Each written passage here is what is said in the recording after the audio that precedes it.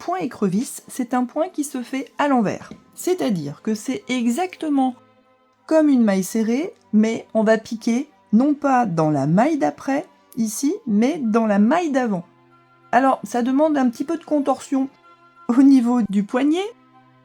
Je vais piquer ici. Donc, je contorsionne mon crochet, je pique ici,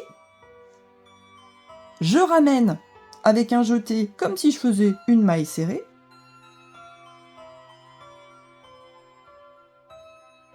Et maintenant, je ramène et je passe dans mes deux boucles. Et ainsi de suite. C'est-à-dire que là, maintenant, je vais piquer à l'envers, je ramène comme une maille serrée, je termine ma maille serrée, et vous voyez qu'au bout de quelques mailles, on a un très joli... Alors là, sauf quand ça se coince, on a un très joli point qui se réalise tout seul, un petit point torsadé, tout simplement parce que on torsade notre fil avec notre crochet. Je continue mon point écrevisse jusqu'au bout. Et alors, comment on va terminer? Parce que là, on est reparti en arrière, et le problème, c'est que, vous voyez, il y a un décrochage entre cette maille-là et cette maille-là. Bon, on aurait pu anticiper, mais on va voir comment on va s'en sortir quand même.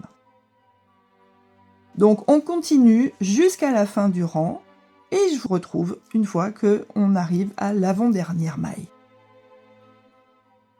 On arrive presque à la fin de notre rang, donc on va faire ensemble les dernières mailles. Vous voyez que au bout du rang, vous avez appris à contorsionner votre poignet et votre crochet pour que ça se passe bien. Bon, là, c'est la dernière fois qu'on pique, et on se retrouve comme ça. Et comment on finit? En fait, il faut finir élégamment, c'est-à-dire que il faudrait que cette partie-là vienne se rapprocher de ce qu'on a commencé ici et qu'on ne voit pas du tout qu'il y ait une démarcation. Alors, ce qu'on peut faire, c'est récupérer, par exemple, celle-là, voilà, et ici, couper notre fil et soit faire un nœud ici, ce qui n'est pas une mauvaise idée, soit tirer et cacher après. Bon, vous voyez que le nœud, ça ne pose absolument aucun problème. Il faut juste qu'on s'arrange pour cacher ce fil de façon invisible dans le bord du chapeau. Alors, soit dans le bord du chapeau, soit un rang plus loin. Alors, si on fait un rang plus loin, donc là j'ai pris un crochet plus petit pour passer plus facilement.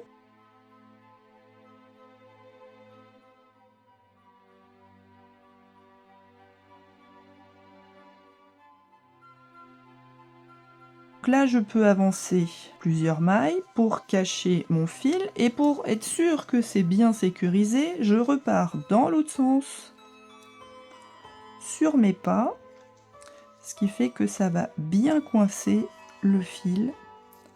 Mais attention, j'ai pas envie qu'il se voit au bord, donc je vais terminer sur une autre rangée de manière à ce qu'il soit bien dissimulé et qu'on ne le voit pas sur le bord.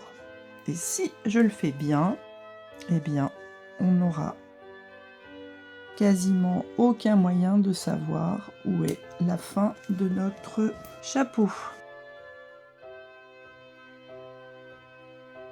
Là, on voit bien qu'on a un rang de plus, mais finalement, on a complètement fait disparaître ce décrochage entre ce rang-là et celui-là qui termine en spirale.